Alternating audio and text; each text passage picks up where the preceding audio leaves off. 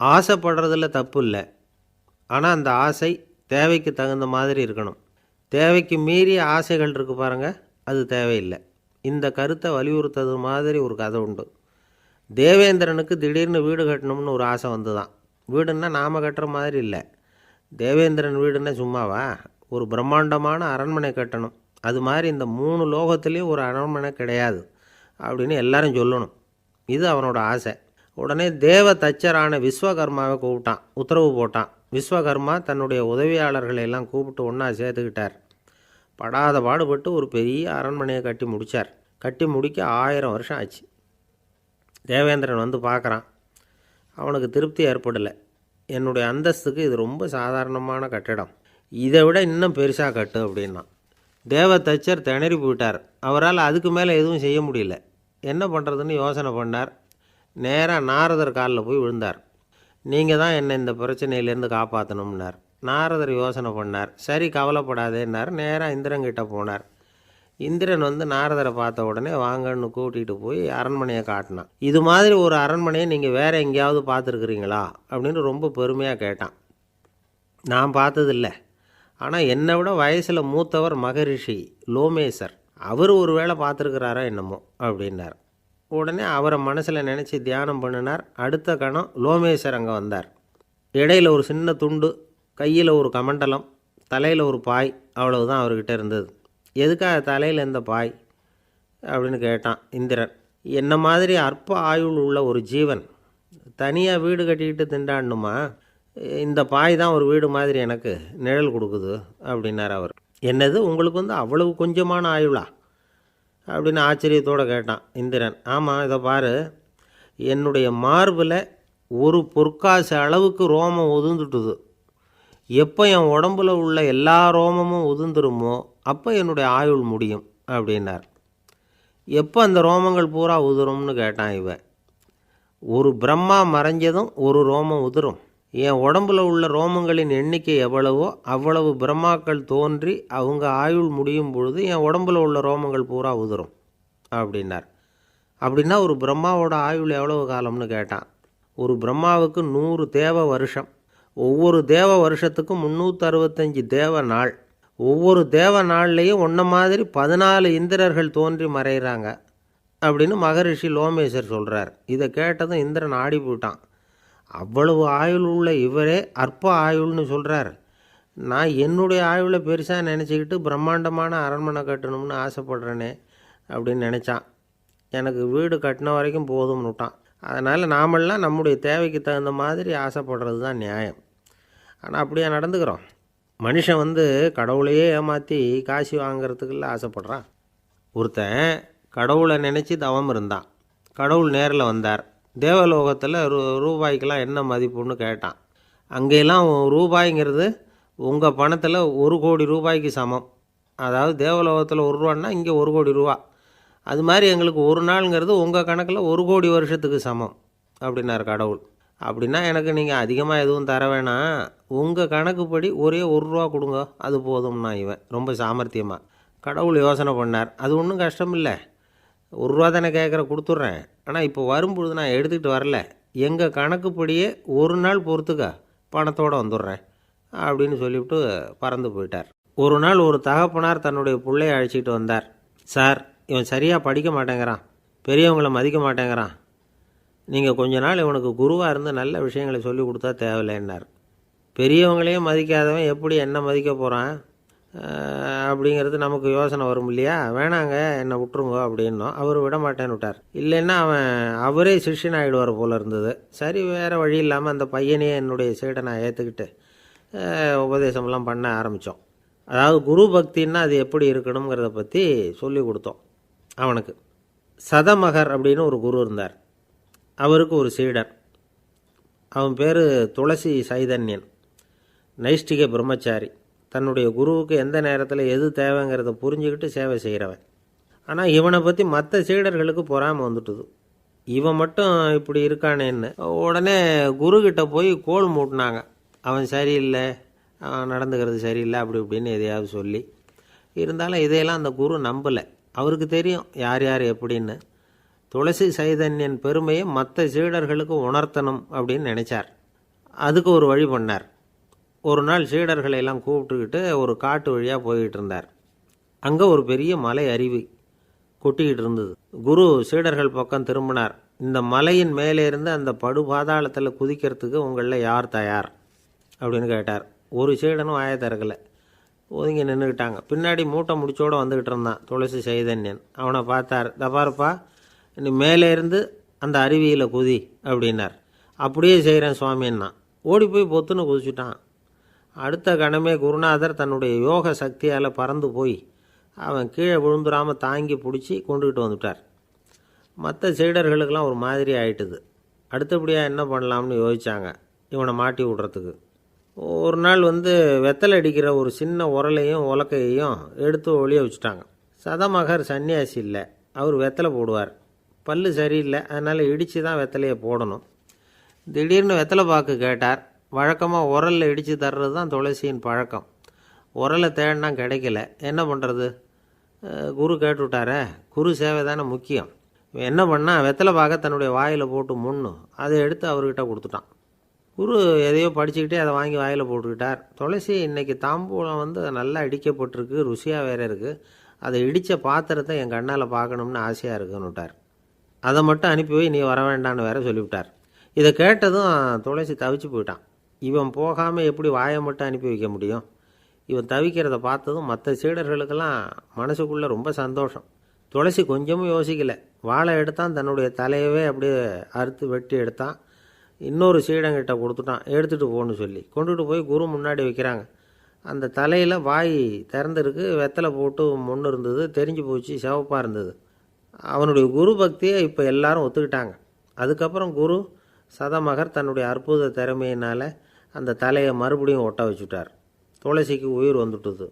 இப்படி ஒரு பெரிய கதை உண்டு. அதாவது துளசி சைதன்யன் அவனுடைய குரு பக்தி எப்படி அப்படின்னு கேட்டோம். ரொம்ப அபாரம் அப்படின்னு அந்த பையன் அடக்கமாக, சும்மா விளையாட்டுக்காக தான் அப்படி அவங்ககிட்ட கேட்டோம். ஏன்பா உன்னுடைய குரு பக்தியை என்கிட்ட காட்டுறதுக்கு உன்னோட கழுத்தை நீயே அறுக்கணும்னு நான் சொன்னால் அதை நீ செய்வியா அப்படின்னு கேட்டோம். என்னுடைய கழுத்தை நானே அறுக்க வேண்டிய அவசியம் இல்லை சார் அப்படின்னா அவன். ஏண்டான்னு, அதே காரியத்தை தான் இனிமேல் நீங்கள் தினமும் செய்ய போகிறீங்களே சார் அப்படிங்கிறான். ஒருத்தர் ரொம்பவும் மகிழ்ச்சியாக வந்துக்கிட்டு இருந்தார். என்ன விஷயம்னு விசாரித்தேன். நான் தோற்று போயிட்டேன், அதுதான் மனசுக்கு மகிழ்ச்சியாக இருக்குது அப்படின்னார். எனக்கு இது ரொம்ப ஆச்சரியமாக போச்சு. இந்த உலகத்தில் தோற்று போகிறவங்க யாரும் மகிழ்ச்சியாக இருக்கிறதில்ல. அப்படி இருக்கிறப்ப இவர் இப்படி சொல்கிறாரே, எங்கே தோற்று போனீங்கன்னு கேட்டேன். அதுக்கப்புறம் தான் அவர் விவரமாக சொன்னார். என்னோட 5 வயசு குழந்தையோடு நான் விளையாடிக்கிட்டு இருந்தேன். அந்த விளையாட்டில் என் குழந்தை ஜெயிச்சுட்டுது, நான் தோற்று போயிட்டேன் அப்படின்னார் ரொம்ப உற்சாகமாக. நான் யோசித்து பார்த்தேன். அதாவது நாம் சின்ன குழந்தையாக இருக்கிறப்போ எந்த விளையாட்டில் கலந்துக்கிட்டாலும் அதில் நாம் தான் ஜெயிக்கணும்னு ஒரு வெறி நமக்குள்ளே இருக்கும். நம்மளை எதிர்த்து விளையாடுறவர் நல்லவரா கெட்டவரா, பெரியவரா சின்னவரா அப்படிங்கிறதெல்லாம் முக்கியம் கிடையாது. அவர் தோற்று போகணும், நாம் ஜெயிக்கணும், அதுதான் முக்கியம். எதிரியை சந்தோஷப்படுத்த விளையாடுகிற கலை அப்போ நமக்கு தெரியறதில்ல. வாழ்க்கையில் ஒரு பக்குவம் வந்ததுக்கு அப்புறம் வெற்றி பெறணுங்கிற மன அழுத்தம் போயிடுது. போட்டியில் ஜெயிக்கணுங்கிறத விட குழந்தையை சந்தோஷப்படுத்தணுங்கிறது முக்கியமாக போச்சு. ஜெயிக்கணுங்கிற வெறி ஓடி போட்டுது. ஒரு குழந்தையாக இருந்தப்போ நம்ம வளர்ச்சிக்கு உதவிய வெறி பெரியவனானதுக்கு பிறகு நமக்கு எதிரியாக மாறுது. அதை சரியான சமயத்தில் நாம் புரிஞ்சுக்கிட்டோம்னா போதும், நாம் பொழைச்சிக்கலாம். ஒவ்வொரு மனுஷனுமே வாழ்க்கையோட அடுத்த கட்ட வளர்ச்சியில் அடி எடுத்து வைக்கிற நேரத்தில் தன்கிட்ட இருந்து ஏதோ ஒரு குணத்தை அல்லது தன் குணம் இருந்த ஏதோ ஒரு உறவை நாம் இழக்கத்தான் வேண்டியிருக்குது. ஒரு கட்டம் வரைக்கும் உதவியாக இருந்த குணம் அடுத்த கட்டத்துக்கு தடையாக கூட மாறிடலாம். இந்த பரிமாண மாற்றத்துக்கு உள்ளாகிற ஒவ்வொருத்தரும் பிரத்யட்சமாக இதை உணர்றாங்க. ஆனால் பல பேர் எப்படின்னா பழசை திறந்துவிட்டு புதிய கொள்கைகளை உருவாக்கிக்கிறதுக்கு இஷ்டம் இல்லாமல் இருந்துடுறாங்க, அல்லது அப்படி செய்ய முடியாமல் தவிக்கிறாங்க. இதையெல்லாம் மீறி அந்த பழசை திறந்துட்டா அதை இழந்ததால் உண்டாகிற மன அழுத்தம் சில காலத்துக்கு வருத்திக்கிட்டு தான் இருக்கும், வேறு வழி இல்லை. ஆரோக்கியமான ஒரு முன்னேற்றத்துக்காக அந்த மன அழுத்தத்தை தாங்கிக்கத்தான் வேணும் அப்படிங்கிறாரு அந்த உலக புகழ்பெற்ற மேதை ஒருத்தர், இந்த ஸ்காட் பெக் அப்படிங்கிறவர். பிறந்த நாள் முதல் இதுதான் சரி அப்படின்னு கற்பிக்கப்பட்டு வந்த ஒவ்வொரு தத்துவத்தையும் தங்களுடைய வளர்ச்சிக்கு தகுந்த மாதிரி மாற்றி அர்த்தப்படுத்தி கொள்ள முடியாமல் வாழ்க்கை சூழலில் அப்படியே அரைப்பட்டு தூளாகிறவர்கள் தான் ரொம்ப தவிக்கிறாங்களாம். இதுதான் அவருடைய கருத்து. பெரும்பாலும் மனிதர்களுடைய நடுத்தர வயசில், அதாவது 30 தாண்டுகிற சமயத்தில் தான் இந்த தவிப்பு உண்டாகுதான். இதை தான் மேற்கத்திய நாடுகளில் அடிக்கடி மிட் லைஃப் கிரைசிஸ் அப்படின்னு சொல்கிறாங்க. அப்பப்போ பழசையெல்லாம் தொலைச்சி விட்டு புதுசாக பிறக்கிறதுக்கு கற்றுக்கணும். ஒவ்வொரு நிமிஷத்தையும் அந்த நிமிஷத்துக்கு ஏற்ற சித்தாந்தம் கொண்டவர்களாக சந்திப்போம் அப்படிங்கிறார் அந்த உளவியல் நிபுணர். இப்படி பழகிக்கிட்டால் வாழ்க்கை இன்பமயம், இல்லைன்னா தவிப்பு மயம்தான். பழசை தொலைக்க முடியாதவர்களில் எத்தனையோ பேர் உண்டு, எத்தனையோ ரகம் உண்டு. அதில் வேடிக்கையான நண்பர்களும் உண்டு. ஒருத்தர் நண்பர் வீட்டுக்கு போனார். அவர் ஏதோ இனிப்பு பலகாரம் கொடுத்து சாப்பிட சொல்லியிருக்கிறாங்க அவங்க வீட்டில். இவர் சாப்பிட்டு பார்த்துட்டு சொன்னாராம், சார் 6 மாதத்துக்கு முன்னாடி ஒரு தடவை இங்கே வந்தேன், அப்போது ஒரு இனிப்பு பலகாரம் கொடுத்தீங்க, அது இதை விட நல்லா இருந்தது சார் அப்படின்னாராம். அப்போ செஞ்ச அதே இனிப்பு பலகாரம் தான் சார் இதுவும் அப்படின்னாராம் அவர். இயேசுநாதர்கிட்ட ஒருத்தர் கேட்டாராம், இயேசுவே என்னை எவ்வளவு நேசிக்கிறீர்கள் அப்படின்னு. அவர் தன்னுடைய 2 கைகளையும் அகல விரித்து இவ்வளவு என்று சொல்லி சிலுவையில் உயிர் நீத்தார் அப்படின்னு சொல்லுவாங்க. அதாவது அந்த நேசிப்புக்கு எல்லை கிடையாது, அதே போல் மன்னிப்புக்கும் எல்லை கிடையாது. இது இயேசுநாதர் சொல்லி கொடுத்த ஒரு பாடம். இயேசுனுடைய சீடர்களில் ஒருத்தன் பீட்டர், அவன் ஒரு நாள் இயேசுநாதர்கிட்ட கேட்டிருக்கான், இயேசுவே நான் என்னுடைய தம்பிக்கிட்ட அடிக்கடி சண்டை போட்டுக்கிட்டு இருக்கிறேன், என்னுடைய சகோதரன் கூட, அவனை நான் எத்தனை தடவை மன்னிக்கிறது? ஏற்கனவே 7 தடவை அவனை மன்னிச்சுட்டேன் அப்படின்னு சொல்லியிருக்கிறான். அப்போது இயேசு சொன்னாராம், மன்னிக்கிறதுக்கு எத்தனை தடவைங்கிற கணக்கெல்லாம் கிடையாது. எத்தனை தடவை உன்னுடைய சகோதரன் உன்னை கோபப்படுத்துகிறானோ அத்தனை தடவை நீ மன்னிக்கிறதுக்கும் தயாராக இருக்கணும், அதுதான் அப்படின்னு சொன்னாராம். அப்போ இவனுக்கு ஒன்றும் புரியல, இது என்ன அவன் தப்பு பண்ணிக்கிட்டே இருப்பான், நாம் மன்னிச்சுக்கிட்டே இருக்கிறதா அப்படிங்கிறது மாதிரி குழப்பமாக இருந்திருக்கிறான். அப்போது இயேசுநாதர் தன்னுடைய சீடன் பீட்டர்கிட்ட ஒரு கதை சொன்னாராம். அந்த கதை இன்றைக்கு நாம் எல்லாரும் சிந்தித்து பார்க்க வேண்டிய ஒரு கதை. அதாவது மன்னிப்பை விரும்புகிறவர்கள் மன்னிக்கவும் தயாராக இருக்க வேண்டும் அப்படிங்கிறது தான் அந்த கதையினுடைய தத்துவம். அந்த இயேசுநாதர் சொன்ன கதை என்னென்னா, ஒரு மன்னர் இருந்தார். அவர் ஒரு நாள் அரண்மனையில் உட்காந்து கணக்கு வழக்குகள்லாம் பார்த்துக்கிட்டு இருந்தார். நம்ம அரண்மனையிலேருந்து யார் யார் அரசாங்க கடன் வாங்கியிருக்கிறாங்க, யார் யார் திருப்பி செலுத்தியிருக்கிறாங்க அப்படிங்கிற விவரத்தையெல்லாம் பார்த்துக்கிட்டு இருந்தார். அப்போ தான் புரிஞ்சுது, அந்த அரண்மனையில் வேலை செய்கிற ஒருத்தனே அரசாங்க கடன் வாங்கியிருக்கிறான். எவ்வளவு? 10,000 பொற்காசுகள் வாங்கியிருக்கான் கடன். இந்த 10,000 பொற்காசுகளை திருப்பி செலுத்தலை அரசாங்கத்துக்கு. இது மன்னர் கவனத்துக்கு வந்தது. உடனே நம்ம அரண்மனையில் இருக்கிறவனே அரசு கடன் வாங்கி திருப்பி செலுத்தாமல் இருக்கான், அவனை கூப்பிட்டு வாங்கன்னு சொல்லி கூப்பிட்டுட்டு வந்தாங்களாம். விசாரிச்சிருக்கிறாங்க, என்னப்பா நீ எவ்வளோ ஒன்று? ஆமாங்க 10,000 பொற்காசுகள் வாங்கியிருக்கிறேன், இன்னும் திருப்பி கட்டலைன்றிருக்கான். உடனே அவர் மன்னர் சொல்லியிருக்கிறார், நம்ம சட்டத்திட்டப்படி நீ உடனே பணத்தை திருப்பி கட்டிடு, அப்படி உன்னால் கட்ட முடியலன்னா உன்னுடைய வீடு வாசல் சொத்து சுகம் எல்லாத்தையும் விற்று அந்த பணத்தை அரசு கருவூலத்தில் சேர்த்துக்கிறதுக்கு நானே ஏற்பாடு பண்ணிடுறேன் அப்படின்னு அந்த மன்னர் சொன்னாராம். இவன் அப்படியே அதிர்ச்சி ஆகிட்டான், அப்படியே பொத்துன்னு காலில் விழுந்தானா, மன்னா என்னை மன்னிச்சுங்க, என்னால் முடியல, எனக்கு மன்னிப்பு கொடுங்க அப்படின்ட்டுருக்கான். உடனே அவர் எழுந்திரிச்சு, சரி நீ மன்னிப்பு கேட்டுவிட்ட, அதனால் உன்னை மன்னிக்கிறேன், நீ பணம் கட்ட வேண்டாம் அப்படின்னு சொல்லி அந்த மன்னர் அவனை விட்டுட்டாராம். பணத்தையும் தள்ளுபடி போட்டார், நீ திருப்பி கட்ட வேண்டான்னு. இவனுக்கு ரொம்ப மகிழ்ச்சி, அதனால் ரொம்ப உல்லாசமாக வந்துகிட்டு இருக்கிறான். தெருவில் வந்துக்கிட்டு இருக்கிறப்ப இவங்கிட்ட கடன் வாங்கின ஒருத்தன் எதுக்கு வந்துக்கிட்டு இருக்கான். அவன் இவங்கிட்ட ஒரு 100 பொற்காசுகள் கடன் வாங்கியிருக்கான். அவன் வந்தான், இவன் போய் அவன் சாட்டையாக பிடிச்சிக்கிட்டான், நீ எப்படா என் கடனை திருப்பி கொடுக்க போகிறேன்னு. அவன் இப்போ முடியல, கொஞ்சம் பொறுத்துக்கா, அப்புறம் தரேன் இருக்கான். அதெல்லாம் முடியாது, நீ கொடுத்து தான் ஆகணும் அப்படின்னு இவன் புடிவமாக சொல்கிறான். இப்போ நிலைமையை பாருங்கள், இவன் ஏற்கனவே 10,000 பொற்காசுகள் அரசாங்கத்தில் கடன் வாங்கினா அதுக்கு மன்னிச்சு விட்டுட்டார் இவனை.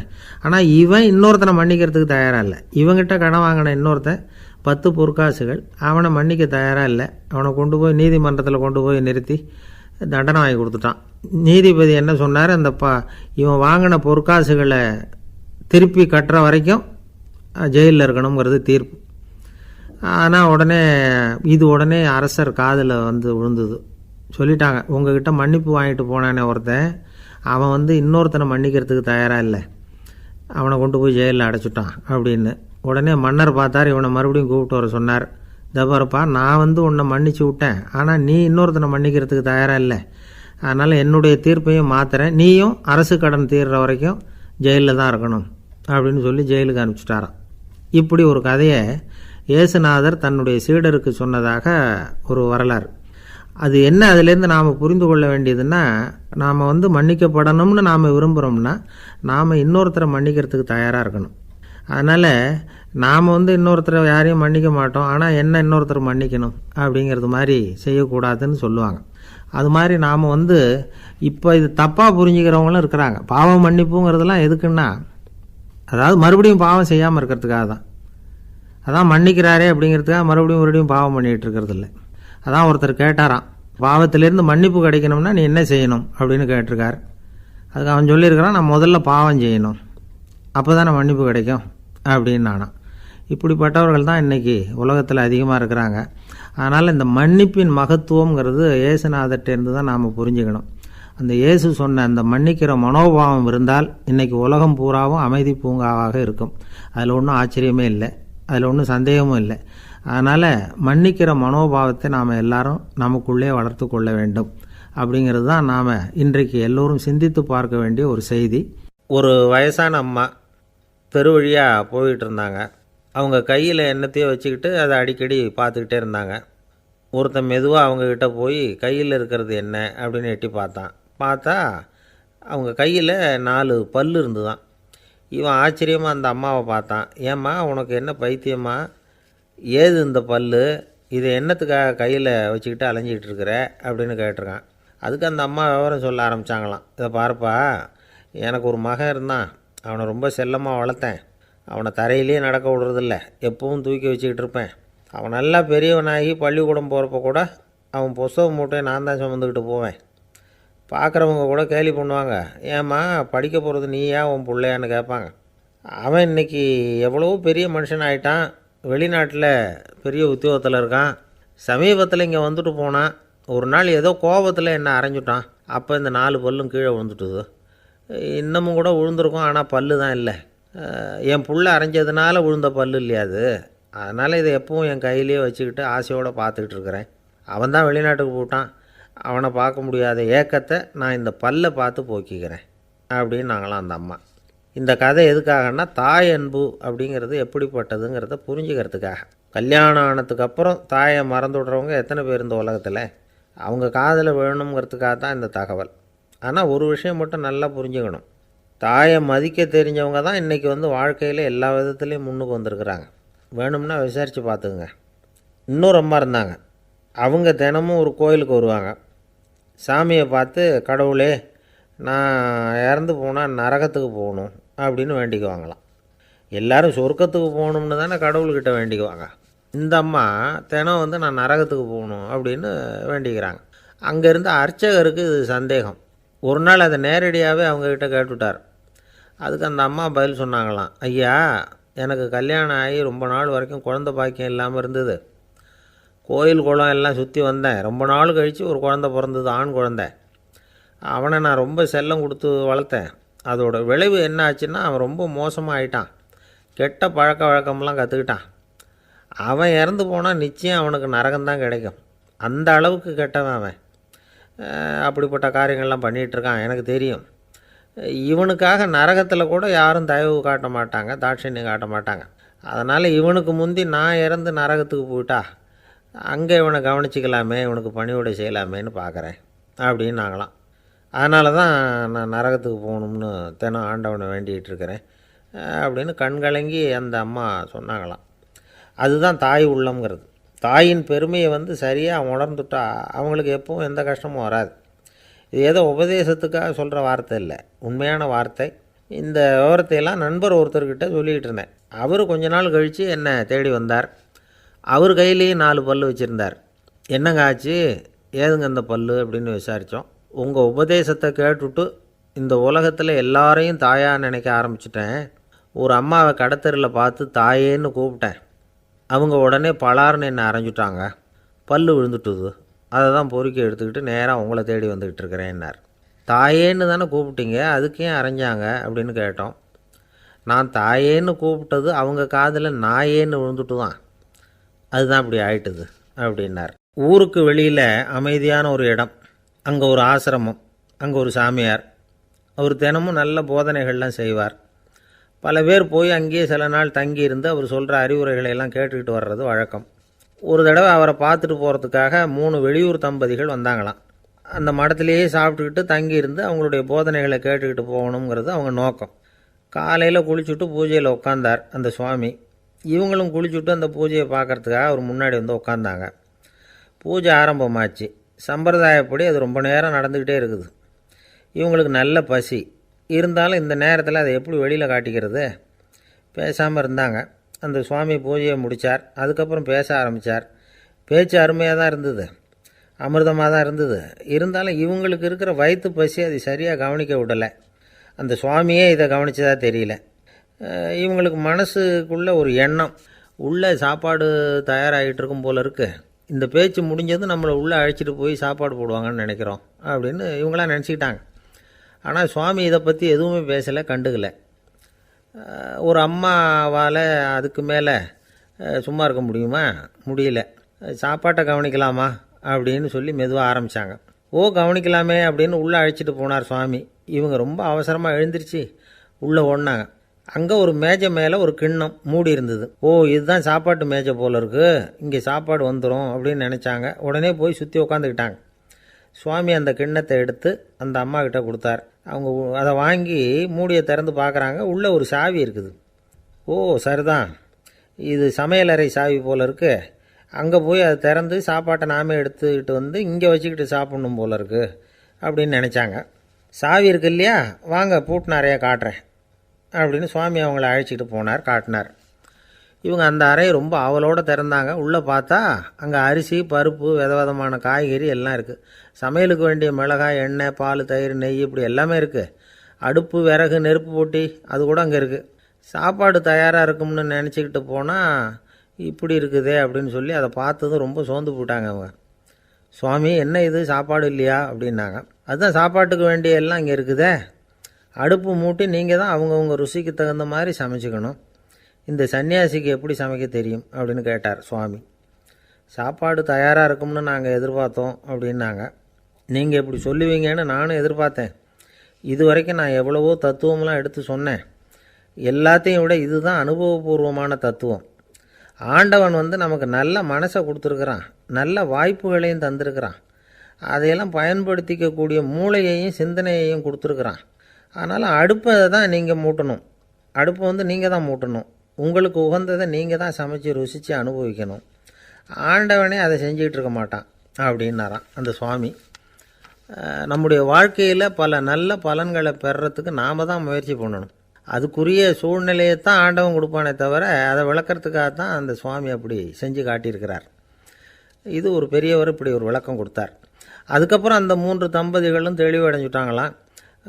நாம் தெளிவடைகிறது எப்போங்கிறது தான் தெரியல அப்படின்னு பல பேர் இதை கேட்டுட்டு சொல்லிகிட்டு இருக்கிறாங்க. இந்த கதையை நம்முடைய நண்பர் ஒருத்தர்கிட்ட சொன்னேன். அந்த நண்பர் ரொம்ப சந்தோஷப்பட்டார். நீங்கள் சொல்கிறது கரெக்டு சார், ஆனால் நான் அதை விட ஒரு படி மேலே சார். எனக்கெல்லாம் அரிசி, பருப்பு இருக்கிற ரூம் எதுன்னு கையை காட்டிட்டா போதும், உடனே கிண்ணத்துலேருந்து சாவியை எடுத்து கொடுக்கணுங்கிற அவசியம்லாம் இல்லை எனக்கு. அப்புறம் எப்படி ரூமை திறந்துருவீங்க அப்படின்னு கேட்டேன். பூட்டை உடச்சி திறந்துருவேன், அதுதான் எனக்கு பழக்கம் அப்படிங்கிறார். ஐயா, என்னுடைய நூல் வெளியீட்டு விழாவுக்கு அவசியம் நீங்கள் வரணும் அப்படின்னு கூப்பிட்டார் ஒருத்தர். எப்போ வரணும்னு கேட்டேன். அடுத்த வாரம்னார். சரி, புத்தகம் தயாராகிட்டுதா அப்படின்னேன்.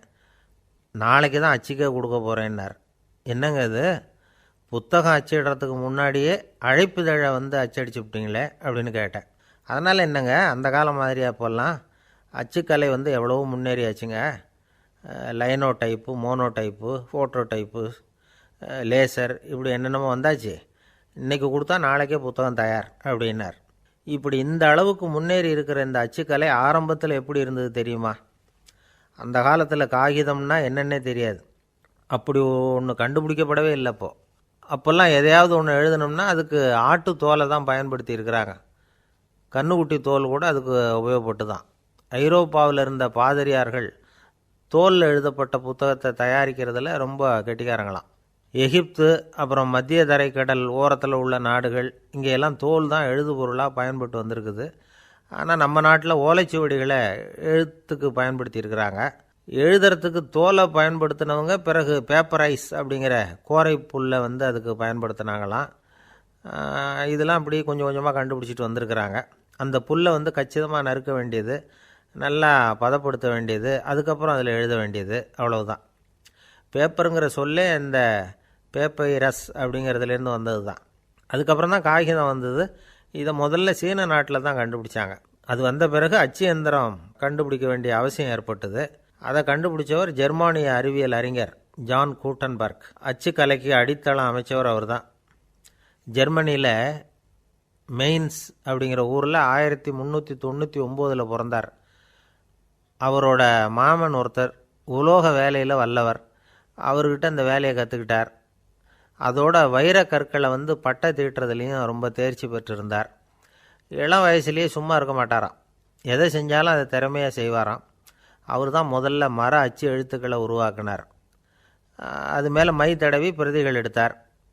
அதுக்கப்புறம் உலோக எழுத்துக்கள், முதல்ல காரியம், அப்புறம் இரும்பு, அப்புறம் கலப்பு உலோகம், பிறகு அச்சடிக்கிறதுக்கு எந்திரம் ஒன்றையும் உருவாக்கினார். முதல்ல பைபிள் அச்சடித்தார். 1468 அவர் இறந்து போனார். 16ஆம் நூற்றாண்டில் மேலை நாடுகளிலிருந்து மர எழுத்துக்களை கொண்டுகிட்டு வந்து தமிழ்நாட்டில் கிறிஸ்தவ நூல்களை அச்சிட்டாங்க. அப்போல்லாம் வந்து அச்சகங்கள் வந்து போதிய அளவுக்கு இங்கே இல்லை. அதுக்கு என்ன காரணம்னா, இந்தியர்கள் வந்து அச்சகங்களை நடத்தக்கூடாது அப்படின்னு சட்டம். 1835 வரைக்கும் அந்த சட்டம் வந்து நடைமுறையில் இருந்தது. இந்த நிலைமையில் அங்கேயும் இங்கேயுமா 1-2 அச்சகங்கள் ஆரம்பமாச்சு. 1713 தரங்கம்பாடியில் லூத்தரன் மிஷன் அச்சகம், அதே ஆண்டில் சென்னையில் எஸ்பிசிகே அச்சகம். இது ரெண்டும் தான் இந்தியாவில் முதல்ல தொடங்கப்பட்ட அச்சகங்கள். ஆட்டுத்தோல்லையும் ஓலைச்சுவடியிலையும் எழுதப்பட்ட எழுத்துக்கள் இன்றைக்கி எங்கேயோ போயிடுது. ஆனால் நம்ம ஊரில் எழுத்தாளர்கள் நிலைமை தான் ஒன்றும் சொல்லிக்கிறது மாதிரி இல்லை. நம்ம ஆள் ஒருத்தர் சொன்னார், சார், நான் சொந்தத்தில் ஒரு அச்சாபீஸ் வச்சுருந்தேன், இப்போவும் வச்சுருக்கிறேன். அதனால் என்னுடைய படைப்புகளை புத்தகமாக வெளியிடுறதில் எனக்கு ஒன்றும் கஷ்டம் இல்லை. வருஷத்துக்கு ஒரு புத்தகம் எழுதி வெளியிட்டுருவேன். 15 வருஷமாக இலக்கிய உலகத்துக்கு இப்படி சேவை செஞ்சுக்கிட்டு வர்றேன். ஆனால் இந்த வருஷம்தான் வாசகர்கள் வந்து எனக்கு பாராட்டு விழா நடத்தியிருக்கிறாங்க அப்படின்னார். இந்த வருஷம் அப்படி என்ன விசேஷம் அப்படின்னு கேட்டோம்.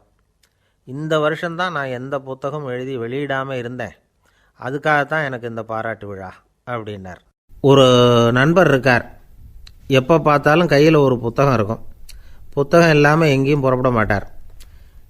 எதுக்காக இப்படி எடுத்துகிட்டு போகிறீங்க அப்படின்னு கேட்டால், எனக்கு இது ஒரு நல்ல நண்பன் மாதிரி. இந்த காலத்தில் எங்கே போனாலும் காத்திருக்க வேண்டியிருக்கு. அது மாதிரி சமயத்தில் நான் வந்து நண்பன் கூட பேசிக்கிட்டு இருப்பேன் அப்படிம்பாரான். ஒருத்தர் ஒரு பெரிய அரச பதவியில் இருந்தார்.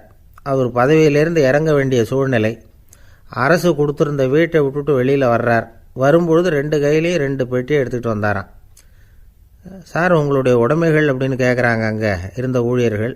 இவர் தன்னுடைய கையில் இருக்கிற பெட்டியை காட்டி, இதுதான் என்னுடைய சொத்து அப்படின்னாராம். ஒரு பெட்டியில் அவருடைய உடைகள், இன்னொரு பெட்டியில் அவர் விரும்பி படிக்கிற புத்தகங்கள். அவ்வளவுதான். இதுதான் இருந்துதான். புத்தகம் படிக்கிறது வந்து மனசுக்கு நல்லதுங்கிறது நமக்கு தெரியும். புத்தக வாசிப்பு வந்து உடம்புக்கும் நல்லதுங்கிறாங்க. அது நமக்கு ஆச்சரியமாக தான் இருக்குது. ஒரு நபர் ஒரு வருஷத்தில் சராசரியாக 2000 பக்கங்களை படிச்சிருக்கணுமா, யுனெஸ்கோ பரிந்துரை. ஆனால் நம்ம நாட்டில் நாம் சராசரியாக படிக்கிறது 32 பக்கங்கள். அவ்வளவுதான். இவ்வளவுக்கு நம்ம நாட்டில் 6000க்கும் மேற்பட்ட நாளேடுகள், 2000க்கும் மேற்பட்ட இதழ்கள், மலர்கள், இவ்வளவு இருந்தும் சரியாக வரல. இந்த உலகத்தில் முதல் நூலகம் எங்கே எப்போ ஆரம்பமாச்சு தெரியுமா? கிமு 2500ஆம் ஆண்டில் அது ஆரம்பமாயிருக்குது. பாபிலோனியாவில் அமில் அணு அப்படிங்கிற அரசன் தான் நூலகத்தை உருவாக்கியிருக்கிறான். அப்போல்லாம் தாள் கிடையாது, களிமண் தான். களிமண் பலகைகளில் வந்து எழுதி அது தொகுத்து அப்படியே நூலாக்கி அதை நூலகத்தில் வச்சுருப்பாங்களாம். அரசருடைய நூலகத்தில் 1000க்கும் மேற்பட்ட நூல்கள் இருந்ததாக வரலாற்று குறிப்பு இருக்குது. அது மட்டும் இல்லை, அந்த நூலகத்தில் வந்து பொருள் வாரியாக, அதாவது சப்ஜெக்ட் வாரியாக புத்தகங்களை வந்து வகைப்படுத்தி வச்சுருந்தாங்களாம். அதில் மிச்சம் இருந்த ஒரு 25 களிமண் பலகை புத்தகங்கள் இன்றைக்கும் பிரிட்டிஷ் அருங்காட்சியகத்தில் இருக்குதான். அச்சு தாள் இதெல்லாம் ஏற்பட்டதுக்கப்புறம் அமைக்கப்பட்டது தான் பிரான்ஸில் இருக்கக்கூடிய பாரிஸ் நூலகம். 1480 பிரெஞ்சு மன்னர் 11ஆம் லூயி இந்த நூலகத்தை அமைச்சாராம். ஆனால் அப்போல்லாம் அரசர்கள் மட்டும்தான் நூலகத்தை பயன்படுத்த முடியுமா. அதுக்கப்புறம் 17ஆம் நூற்றாண்டில் இந்த முறை மாறி பொதுமக்கள் அங்கே போகலாம், படிக்கலாம் அப்படிங்கிற நிலைமை வந்து தான் போட்லியன் நூலகம் அப்படின்னு அதுக்கு பேர் பாரிஸ் நகரத்தில் இருக்குது. அங்கே தான் நூல்களின் பட்டியல் தயாரிப்பு பணி ஆரம்பமாச்சு. கல்வி வளர்ச்சியையும் நூலகத்தையும் இணைச்சவர் வந்து நெப்போலியன் போனபார்ட். முன்பணம் செலுத்தி புத்தகத்தை படிக்கிற முறையையும் அவர் தான் கொண்டுகிட்டு வந்தாராம். மக்கள்கிட்ட வசூலிக்கிற வரியின் ஒரு பகுதியை நூலகத்துக்கு பயன்படுத்தினவரும் அவர் தானா. நெப்போலியன் நூலகத்தில் உலகத்தில் உள்ள எல்லா மொழி நூல்களும் இருக்குதான். அங்கே ஒரு தமிழ் நூலும் இருந்திருக்குது. அது என்னென்னா கம்பராமாயணம். சோவியத் யூனியனுக்கு படையெடுத்து போனப்போ அங்கேருந்து லட்சக்கணக்கான புத்தகங்களை இந்த பனிச்சறுக்கு வாகனங்கள் இருக்குல்ல, அதில் கொண்டுகிட்டு வந்ததாக வரலாறு. அடுத்தபடியாக குறிப்பிட்டு சொல்லத்தக்க நூலகம் எதுன்னா பிரிட்டிஷ் நூலகம். மிக பழைய கையெழுத்து பிரதியெல்லாம் கூட அங்கே இருக்குது. 1753 ஆரம்பமாச்சு. அதில் உள்ள நூல்களை வந்து வரிசையாக அடுக்கினா 180 கிலோமீட்டர் நீளத்துக்கு வருமா. மிகப்பெரிய நூலகம் அமெரிக்க தலைநகர் வாஷிங்டனில் இருக்குதான். இந்தியாவை பொறுத்த வரைக்கும் பெரிய பழைய நூலகம் எதுன்னா கல்கத்தா நூலகம். எல்லா இந்திய மொழி நூல்களும் இங்கே உண்டு. மகாகவி பாரதியார் நடத்தின இந்தியாங்கிற இதழின் எல்லா பிரதிகளும் அங்கே பாதுகாப்பாக இருக்குது. படிக்கும் பழக்கம் வந்து இங்கே வளர வேண்டியிருக்குது. ஒருத்தர்கிட்ட ஒரு புஸ்தகத்தை கொடுத்து விமர்சனம் எழுத சொல்லியிருந்தாங்க. கொஞ்ச நாள் கழித்து அவரை போய் பார்த்து, என்னங்க புஸ்தகத்தை படித்து பார்த்தீங்களா அப்படின்னு கேட்டாங்களாம். இதுக்கு அவர் சொல்லியிருக்கிறார், இன்னும் நான் படித்து பார்க்கலிங்க, இப்போ தானே விமர்சனமே எழுதி முடிச்சிருக்கிறேன், இனிமே தான் படிக்கணும் அப்படின்னாராம். ஒருத்தர் அவசரமாக போய்கிட்டு இருந்தார். எங்கே போய்கிட்டு இருக்கீங்க அப்படின்னு கேட்டார் ஒரு பெரியவர். கடைக்கு போகிறேன் சார், சாமான் வாங்கிறதுக்கு அப்படின்னார். அங்கே போகிறதுக்கு முன்னாடி தெரிஞ்சிக்க வேண்டியதெல்லாம் தெரிஞ்சுக்கிட்டீங்களா அப்படின்னு கேட்டார் பெரியவர். கடைக்கு போய் காசை கொடுத்து ஒரு பொருளை வாங்கிட்டு வரப்போகிறோம், இதில் தெரிஞ்சிக்க வேண்டியது என்ன இருக்குது அப்படின்னார் அலட்சியமாக. இப்போ அந்த பெரியவர் பேச ஆரம்பித்தார். இந்த உலகத்தில் எந்த ஒரு செயலில் இறங்குறப்போவும் நாம் நல்லா ஆலோசனை பண்ண வேண்டிய விஷயம் 5 அப்படின்னார். உதாரணமாக, ஒருத்தன் கடைக்கு போய் ஏதோ ஒரு பொருளை வாங்கிட்டு வர போகிறான்னு வச்சுக்கங்களேன். அப்போ கூட அவன் வந்து 5 விஷயங்களை பற்றி தெரிஞ்சுக்க வேண்டியிருக்குது அப்படிங்கிறார் அவர். முதல்ல அந்த பொருள் எப்படிப்பட்டது அப்படிங்கிறத தெரிஞ்சுக்கணும். ரெண்டாவதாக தன்னை பற்றியும் தெரிஞ்சுக்கணும். அப்போ தான் அந்த பொருள் தனக்கு தேவையா இல்லையா அப்படிங்கிறத புரிஞ்சுக்க முடியும். மூணாவதாக தெரிஞ்சுக்க வேண்டியது ஒன்று இருக்குது. அது என்னென்னா, அந்த பொருளை அடையிறதுக்கு வழி என்ன அப்படிங்கிறத தெரிஞ்சுக்கணும். அதாவது எவ்வளவு பணம் கொடுத்தா அது கிடைக்கும், இது மாதிரியான விஷயங்கள். நாலாவதாக அந்த பொருளை அடையிறது மூலமாக நாம் அடையக்கூடிய பயன் என்ன அப்படிங்கிறதையும் உணரணும். அஞ்சாவது, அந்த பொருளை அடையிறதுல இருக்கக்கூடிய தடை எது அப்படிங்கிறதையும் நாம் தெரிஞ்சுக்கணும். பெரியவர் பேசுகிறது ஏதோ தத்துவம் மாதிரி தெரியுது இல்லையா, தத்துவம்தான். அதாவது இப்படி உலகியல் வாழ்க்கையில் சின்ன சின்ன விஷயங்கள்லேயே நாம் 5 விஷயங்களை தெரிஞ்சுக்க வேண்டியிருக்குது. அது ரொம்ப அவசியமாக இருக்குது. பேரின்ப நிலைன்னு சொல்கிறாங்கள்ல, அது மாதிரி பெரிய சமாச்சாரங்கள்லேயும் இந்த 5 விஷயங்களை நாம் தெரிஞ்சுக்க வேண்டியிருக்குது. அதுக்கு பேர் என்னன்னா அர்த்த பஞ்சகம். வைணவ சமயத்தில் அர்த்த பஞ்சகம்ங்கிறது ரொம்ப பெரிய விஷயம். கடைக்கு போகிறது மாதிரி கடவுளை பார்க்க போகிறப்பவும் நாம் 5 விஷயங்களை தெரிஞ்சுக்கணுமா. முதல்ல பரம்பொருள் அப்படிங்கிறது என்ன, அதோட தன்மைகள் என்ன, இதை தெரிஞ்சுக்கணும். இதுக்கு பேர் என்னென்னா பரமாத்ம ஸ்வரூபம் அப்படின்னு பேர். ரெண்டாவது, நாம் யார், நம்மோட தன்மை என்ன அப்படிங்கிறத தெரிஞ்சுக்கணும். நான் யாருன்னு எனக்கே தெரியலங்கிறப்போ இதை நான் சொல்கிறேன்னு இது என்னுடையதுன்னு சொல்கிறது தப்பு தானே. அப்புறம் மூணாவது விஷயம், பரம்பொருளை நாம் அடையிறதுக்கு வழி எது, இதை தெரிஞ்சுக்கணும். இது உபாய ஸ்வரூபம் அப்படின்னு பேர். நாலாவது விஷயம், நாம் அடைய வேண்டிய பயன்கள் என்ன அப்படிங்கிறத தெரிஞ்சுக்கிறது. இதுக்கு புருஷார்த்தம் அப்படின்னு பேர். அஞ்சாவது, அந்த பயனை அடைய விடாமல் தடுக்கிற தடைகள் யாவை அப்படிங்கிறத தெரிஞ்சுக்கிறது. இது விரோதி ஸ்வரூபம். இதைத்தான் தடையியல் அப்படின்னு சொல்கிறாங்க. அதாவது பரமாத்மாவை பற்றிய அறிவு, ஜீவாத்மாவை பற்றிய அறிவு, உபாயம் பற்றிய அறிவு, புருஷார்த்தம் பற்றிய அறிவு, இந்த 4 அறிவுக்கும் எதிரடையாக, அதாவது அதையெல்லாம் தப்பாக புரிஞ்சுக்கிறதால உண்டாகக்கூடிய அறிவு விரோதி ஸ்வரூபம். என்ன இது தகவலில் ஏதாவது கதை சொல்லுவீங்கன்னு பார்த்தா ஏதோ தத்துவம் பேசிகிட்டு இருக்கிறீங்களே அப்படின்னு நினைக்கலாம். இதுவும் தெரிஞ்சிக்க வேண்டிய ஒரு பெரிய விஷயந்தான். காதில் போட்டு வச்சா எப்போவாவது உபயோகப்படும். என்னுடைய நண்பர் ஒருத்தர் ஒரு நாள் என்கிட்ட சொன்னார், சார் அடுத்த மாதம் தஞ்சாவூரில் ஒரு கல்யாணம், போகிறதா வேண்டாமா அப்படின்னு ஒரே குழப்பமாக இருக்குது அப்படின்னார். நான் உடனே இந்த அர்த்த பஞ்சக உபதேசம் பண்ண ஆரம்பித்தேன். அவர் எல்லாத்தையும் பொறுமையாக கேட்டுவிட்டு, சரி சார் நான் போகிறதுன்னு முடிவு பண்ணிவிட்டேன்னார். எப்படி இந்த முடிவுக்கு வந்தீங்க அப்படின்னு கேட்டேன். அவர் சொன்னார், சார் அந்த 2வது பாயிண்ட் ஒன்று சொன்னீங்களே, அதை புரிஞ்சுக்கிட்டதுக்கு அப்புறம்தான் இந்த முடிவுக்கு வந்தேன் அப்படின்னார்.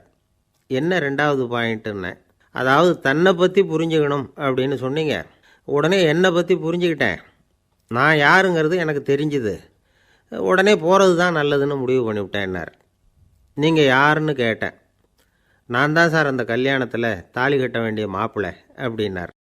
அந்த காலத்தில் அண்ணாமலை ரெட்டியார்னு ஒருத்தர் இருந்தார். அவர் வெங்கனூர் அப்படிங்கிற கிராமத்தில் இருந்தார். அங்கேருந்து விருத்தாசலம் கோவிலுக்கு தவறாமல் போயிட்டு வந்துக்கிட்டு இருந்தார். இடையில் வெள்ளாறு, அதில் ஒரு சமயம் வெள்ளம் வந்துட்டுது. இவரால் போக முடியல. அதோட விளைவு வெங்கனூர்லேயே ஒரு கோவில் கட்டணும் அப்படின்னு முடிவு பண்ணார், சிவாலயம். அந்த சமயத்தில் வடநாட்டில் பஞ்சம். அதனால் அங்கே இருந்த பல சிற்பிகள் தென்னாட்டை நோக்கி வர ஆரம்பித்தாங்க. அவங்க வெங்கனூர் வழியாக வர்றது தெரிஞ்சதும் இவர் போய் பார்த்தார். இங்கே ஒரு கோவில் கட்டணும், அதுக்கு நீங்கள் உதவணும்னார். பஞ்ச காலத்தில் இப்படி ஒரு வாய்ப்பு கிடைச்சதில் அவங்களுக்கும் ரொம்ப மகிழ்ச்சி. உற்சாகத்தோடு ஒத்துக்கிட்டாங்க. ஆலய திருப்பணி ஆரம்பமாச்சு.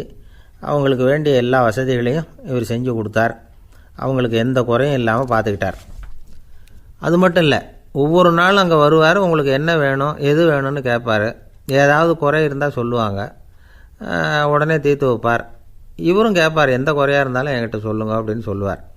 அதை தவிர இவராகவே கவனித்தும் அவங்களுக்கு என்னென்ன தேவைங்கிறத கண்டுபிடிச்சி அதையெல்லாம் கொடுத்துக்கிட்டு இருப்பார். என்ன தேவைன்னாலும் அதை நிறைவேற்றி வச்சுருவார். அந்த சிற்பிகளின் தலைவன் ஒருத்தன், அந்த ஆளுக்கு வெத்தலை பாக்கு போடுறது பழக்கம். இதை தெரிஞ்சுக்கிட்டு அதுக்காகவே ஒரு ஆளை ஏற்பாடு பண்ணார். வேணுங்கிறப்போலாம் நீ வெத்தலை சிவல் மடித்து கொடுக்க வேண்டியது உன் வேலை அப்படின்னு ஒருத்தனை ஏற்பாடு பண்ணிட்டார். இப்படியெல்லாம் செஞ்சதும் அவங்களுக்கும் ரொம்ப உற்சாகம். ரொம்ப பொறுப்பாக சிற்ப வேலைகளை செஞ்சுக்கிட்டு இருக்கிறாங்க. ஒரு நாள் என்னாச்சு தெரியுமா? அந்த சிற்பிகளின் தலைவன் ரொம்ப நுணுக்கமாக ஒரு வேலையை செஞ்சுக்கிட்டு இருக்கிறான். சாரம் போட்டு அது மேலே படுத்துக்கிட்டு அண்ணாந்து பார்த்து உச்சியில் நுணுக்கமான சிற்பங்களை உருவாக்கிக்கிட்டு இருக்கான். சிற்பியின் கவனம் செதறப்படாதுங்கிறதுனால இவர் மெதுவாக சத்தம் போடாமல் கிட்ட போய் நின்று அதை கவனிச்சிக்கிட்டு இருக்கிறார். அந்த சிற்பி வழக்கம் போல் வெத்தலை பாக்குக்காக இடது கையை கீழே நீட்டினான். அந்த சமயம் பார்த்து அவருக்கு தாம்பூலம் கொடுக்குறவன் அங்கே இல்லை, எங்கேயோ போயிருக்கிறான். அண்ணாமலை ரெட்டியார் என்ன பண்ணார் தெரியுமா? தனக்காக கொடுக்கப்பட்ட தாம்பூலத்தை வாங்கி சிற்பியின் கையில் கொடுக்குறார். அவன் வாங்கி போட்டுக்கிட்டான். இது என்ன இன்னைக்கு வெத்தலை சீவல் வேறு மாதிரி இருக்குது, வாசனை தாம்பூலமாக இருக்குது அப்படின்னு யோசனை பண்ணிவிட்டு கீழே திரும்பி பார்க்குறார். பார்த்தா ரெட்டியார் மறுபடியும் சிற்பி கை நீட்டும் பொழுது கொடுக்கறதுக்காக தாம்பூலத்தை மடித்து வாங்கி வச்சுக்கிட்டு தயாராக நிற்கிறார். சிற்பிக்கு அதிர்ச்சி. உடனே பொத்துன்னு கீழே குதிச்சான். ஐயா என்ன இது நீங்களா அப்படின்னா. இவர் சொன்னார், நான் ஒன்றும் தப்பு பண்ணலையே, உன்னுடைய கை புண்ணியம் செஞ்ச கை, கோயில் கட்டுற கை, அந்த கைக்கு தாம்பூலம் கொடுக்கறதுல என்ன தப்பு அப்படின்னாராம். ஏற்கனவே பஞ்சத்தில் அடிபட்டு வந்த எங்களை நீங்கள் ஆதரித்ததே பெரிய விஷயம். இந்த செயல் என்னை ஒரு பெரிய கடனாளி ஆக்கிவிட்டுது. ஐயா எங்களுக்கு உணவு உடை இதை மட்டும் நீங்கள் கொடுத்தா போதும், ஊதியம்னு எதுவும் வாங்க மாட்டோம் அப்படின்னு நானும். அந்த சிற்பி எவ்வளவோ வற்புறுத்தியும் எதுவும் வாங்கிக்கலையாம். இந்த செய்தியை தமிழ் தாத்தா டாக்டர் ஊவேசா சொல்லியிருக்கிறார். அந்த காலத்தில் எப்படிப்பட்டவங்கள்லாம் வாழ்ந்துருக்கிறாங்க பாருங்கள். இந்த காலத்தில் ஒருத்தர் கோவில் கட்டினார், வேலை செய்கிற எல்லாருக்கும் சாப்பாடு போடுவார். சிற்ப வேலை செஞ்சுட்டு சாப்பிட வர்ற ஒவ்வொருத்தர் கையையும் அன்பாக பிடிச்சி முத்தம் கொடுத்து உள்ளே அனுப்புவார். அந்த கைகளுக்கு நீங்கள் கொடுக்குற மரியாதையாது அப்படின்னு கேட்டாங்க. அது இல்லைங்க, ஏற்கனவே முதல் பந்தியில் சாப்பிட வந்தவன் மறுபடியும் வர்றானான்னு கண்டுபிடிக்கிறதுக்காக கையை பிடிச்சி மோந்து பார்க்குறேன் அப்படின்னாராம் அவர். பிரம்மத்தை அறிந்தவன் பிரம்மமாகிறான் அப்படின்னு ஒரு பெரியவர் பேசினார் ஒரு கோவிலில். தைத்திரிய உபனிஷத்து அப்படி சொல்லுதான். இதை கேட்கும் பொழுது நமக்கு ஒரு சந்தேகம் வரும். அது எப்படி? பிரம்மத்தை அறிந்தவன் பிரம்மம் ஆகிறான்னா, சிங்கத்தை அறிந்தவன் சிங்கம் ஆகிறானா, தோசையை அறிந்தவன் தோசை ஆகிறானா? இப்படிப்பட்ட சந்தேகம் நமக்கு வர்றதில் ஒன்றும் ஆச்சரியம் இல்லை. இது இயற்கை. இதுக்கும் அந்த பெரியவரே பதில் சொல்கிறார். சிங்கம் வேற, நாம் வேற. அதனால் சிங்கத்தை அறிந்தவன் சிங்கமாக மாட்டான். ஆனால் பிரம்மம் வேறு, நாம் வேறு இல்லை. அதனால் பிரம்மத்தை அறிந்தவன் பிரம்மமாகறான் அப்படிங்கிறது அவரோட விளக்கம். மனிதன் அவன்தான் தான் பிரம்மங்கிறது தெரியாதனால தான் அதை வேறு எங்கேயோ தேடிகிட்டு இருக்கிறான். கடைசியில் அது தான் தாங்கிறது புரிஞ்சுக்கிற பொழுது அவன் பிரம்மம் ஆகிடுறான். இதை விளக்கிறதுக்கு ஒரு உபநிஷத்து கதையே இருக்குது. நமக்கு தெரிஞ்ச கதை தான், ஆனால் அதை வேறு விதமான அர்த்தத்தில் விளையாட்டாக சொல்லிகிட்டு இருக்கிறோம். ஒரு சமயம் ஒரு 10 நண்பர்கள் ஒரு காட்டு வழியாக போய்கிட்டு இருக்கிறாங்க. குறுக்க ஒரு நதி, அதை கடந்து அடுத்த பக்கம் போகணும். எல்லோரும் ஒரு வழியாக கடந்து அடுத்த கரைக்கு போய் சேர்ந்துட்டாங்க. அங்கே போய் சேர்ந்ததுக்கப்புறம் எல்லோரும் பத்திரமா வந்து சேர்ந்துட்டோமா அப்படின்னு தெரிஞ்சுக்கிறதுக்காக எண்ணி பார்க்குறான் அந்த கூட்டத்து தலைவன். அவங்க மொத்தம் 10 பேர். ஆனால் அவன் எண்ணி பார்க்குறப்போ 9 தான் வருது. ஏன்னா அவன் தன்னை விட்டுவிட்டான். எதிரில் நிற்கிறவங்கள மட்டுமே எண்ணுறான். ஐயோ 10வது ஆள் எங்கேங்கிறான், பதறான். சரி நீ இரு, நான் எண்ணி பார்க்குறேன்னு சொல்லிவிட்டு இன்னொருத்தன் வந்து எண்ணுறான். அவனும் தன்னை விட்டுட்டு எண்ணுறான். 9 தான் வருது. எல்லோரும் கொய்யோ முறையோன்னு கத்த ஆரம்பிச்சிட்டாங்க. அந்த சமயத்தில் ஒரு பெரியவர் அந்த பக்கமாக வர்றார். என்ன விஷயம்னு விசாரிக்கிறார். 10வது ஆள் 6 அடிச்சுட்டு போட்டுது அப்படின்னு சொல்லி இவங்க அழறாங்க. சரி அழாதீங்க அப்படின்னு சொல்லி அந்த தலைவனை பார்த்து இப்படி வாங்குறார். வர்றான். இப்போ எனக்கு முன்னாடி ஒரு தரம் எண்ணு பார்க்கலாம்ங்கிறார். 1 2 3ன்னு ஆரம்பித்து 9ல் வந்து முடிக்கிறான். உடனே பெரியவர் நீ தான் அந்த 10வது ஆள் அப்படிங்கிறார். இது உண்மை. நாம் தான் அது. நாம் தான் நம்மளை வேறு எங்கேயோ தேடிகிட்டு இருக்கிறோம். நாம் எங்கேயோ தேடிகிட்டு இருக்கிறோமே, அந்த பிரம்மம் நாம் தான். இப்படி ஒரு பெரிய உண்மையை விளக்கிறதுக்காக தான் அப்படி ஒரு கதை சொல்லப்பட்டது. ஆனால் அதை வந்து நாம் வேறு விதமாக வேடிக்கையாக உபயோகப்படுத்திக்கிட்டு இருக்கிறோம். எப்படி தெரியுமா? ஒரு ஆத்தங்கரையில் ஒரு 10 பேர் முழிச்சுக்கிட்டே நின்றுக்கிட்டு இருந்தாங்களாம். அந்த பக்கமாக வந்த ஒருத்தன் ஏன் இப்படி முழிச்சுக்கிட்டு நிற்கிறீங்கன்னு கேட்டிருக்கிறான். எங்களுக்கு நீச்சல் தெரியாது, நாங்கள்லாம் அடுத்த கரைக்கு போய் சேரணும் அப்படின்னு நாங்களாம். சரி நான் கொண்டுட்டு போய் விட்றேன். எல்லாரும் அக்கறைக்கு போய் சேர்ந்த உடனே ஆளுக்கு ₹1 வீதமாக மொத்தம் ₹10 எனக்கு கொடுக்கணும் அப்படின்ட்டுருக்கான் இவன். சரின்னு ஒத்துக்கிட்டாங்க. இவன் ஒவ்வொருத்தராக கையை பிடிச்சி மெதுவாக ஆற்றுல இறக்கி அழைச்சிட்டு போயிட்டான். 9 பேரை கரை சேர்த்துட்டான். 10வது ஆள் பாதி ஆற்றுல போயிட்டுருக்கிறப்போ திடீர்னு வெள்ளம் வந்துட்டுது. புடி நழுவி போச்சு. கையை விட்டுட்டான். வெள்ளம் அடிச்சிட்டு போட்டுது. அழைச்சிட்டு வந்தவன் நீச்சல் அடித்து தட்டு தடுமாறி கரைக்கு வந்து சேர்ந்துட்டான். கரையில் இருந்தவங்களுக்கு இந்த விஷயம் தெரியாது. இருந்தாலும் இவன் உடம்பு பூரா நனைஞ்சி கொஞ்சம் அதிகமாக மூச்சு வாங்க நின்றுக்கிட்டு இருந்தானா, ஏங்க ஏன் இப்படி மூச்சு வாங்குது, என்ன விஷயம் அப்படின்னு கேட்டாங்களாம். அதுக்கு இவன் கொஞ்சமாக அலட்டிக்காமல் சொன்னானான், வேறு ஒன்றும் இல்லை, நீங்கள் கொடுக்க வேண்டிய ₹10ல் ₹1 குறைஞ்சி போச்சு அவ்வளவுதான் அப்படின்னானான்.